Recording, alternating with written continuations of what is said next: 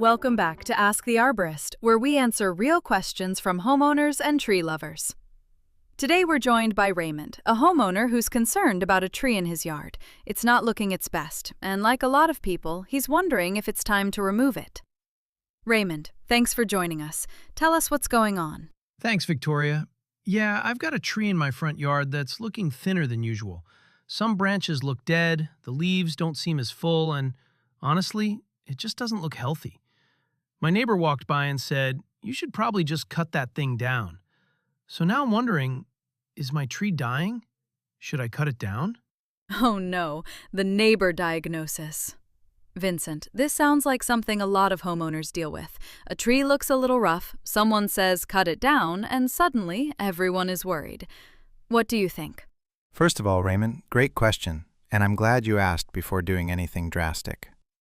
Because a tree that looks stressed is not always a tree that needs to be removed. Trees can look sick for a lot of reasons. It could be drought stress, poor watering, compacted soil, root problems, pests, disease, construction damage, or even seasonal changes. So before we put the tree on trial, we need to look at the whole picture. The tree is officially innocent until proven guilty. Exactly. One dead branch does not mean the whole tree is doomed. Sometimes trees naturally shed branches. Sometimes part of the canopy thins out because the tree is under stress. But that doesn't always mean it's time to grab a chainsaw. That's good to hear because I actually like the tree. I just don't want it falling on my house or hurting someone. And that's the right concern. Tree safety matters. We don't want to ignore warning signs, but we also don't want to remove a tree just because it looks a little rough. The key is knowing the difference between a stressed tree and a hazardous tree. Okay, that's a good distinction. So what should Raymond actually look for?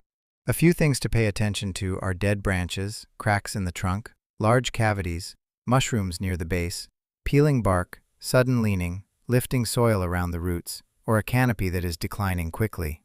Those signs don't always mean the tree has to come down, but they do mean the tree should be looked at more carefully. I have seen some dead branches, but I don't think the tree is leaning. I haven't noticed mushrooms, but I probably haven't been looking closely either. That's pretty common. Most people don't inspect their trees until something looks wrong. A good starting point is to walk around the tree slowly. Look at the trunk, the base, the soil, the branches, and the canopy. And take pictures. Pictures over time can help you see if the tree is getting worse, staying the same, or improving. So basically, give your tree a photo shoot. Exactly. Tree selfies, but for science. Just don't ask the tree to smile. I can do that. I'll keep the tree modeling session professional. Perfect. Now, Vincent, you mentioned watering. Could watering make a tree look sick? Absolutely. Watering is a big one, especially here in Southern California. Some trees are stressed because they are not getting enough deep water. Others are stressed because they are getting too much water or water in the wrong place. Trees need water out in the root zone, not just right up against the trunk.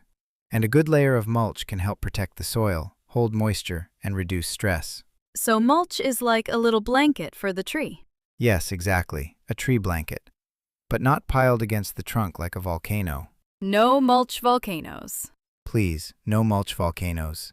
Trees do not need volcanoes around their necks. I've definitely seen those. Big piles of mulch right against the trunk. Yep, it happens all the time. Mulch is great, but give the trunk some breathing room. Think of it more like a wide donut, not a mountain. A mulch donut. That's going to stick. So let me ask you this. When should I call an arborist? If the tree is large, close to your house, leaning, dropping big branches, has cracks, decay, mushrooms near the base, or you're just not sure what's going on, it's smart to call an ISA Certified Arborist.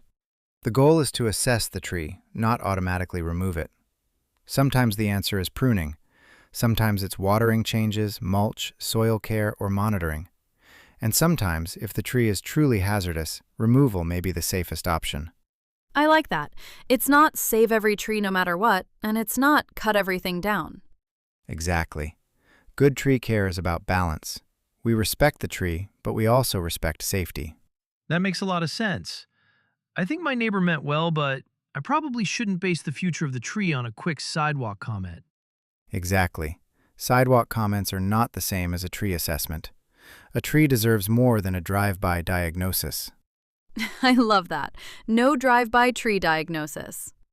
That might be the title of another episode. I'd listen to that one. Vincent, what's the big takeaway for Raymond and other homeowners listening? If your tree looks sick, don't rush to cut it down. Look for clues. Check for obvious warning signs. Think about watering, mulch, soil conditions, and recent changes around the tree. And when safety is a concern, have it assessed by an ISA certified arborist. A stressed tree may need care. A hazardous tree may need action. The key is knowing the difference. That was excellent. Raymond, thank you for joining us and asking such a great question. I think a lot of homeowners have looked at a tree and wondered the exact same thing. Thank you, Victoria. And thank you, Vincent. This really helped. I feel a lot better knowing I don't have to panic. But I also know what signs to look for. I'm going to take a closer look, get some pictures, and if I'm still concerned, I'll contact an ISA certified arborist. That's perfect, Raymond. And I'll say this, the fact that you're asking the question means you care about the tree and the safety of your home. That's exactly the right mindset. Beautifully said. Thank you again, Raymond. And thank you, Vincent. If you have a tree question, send it to Ask the Arborist at Voice for Trees. Until next time, keep looking up, keep learning, and give your trees a little respect.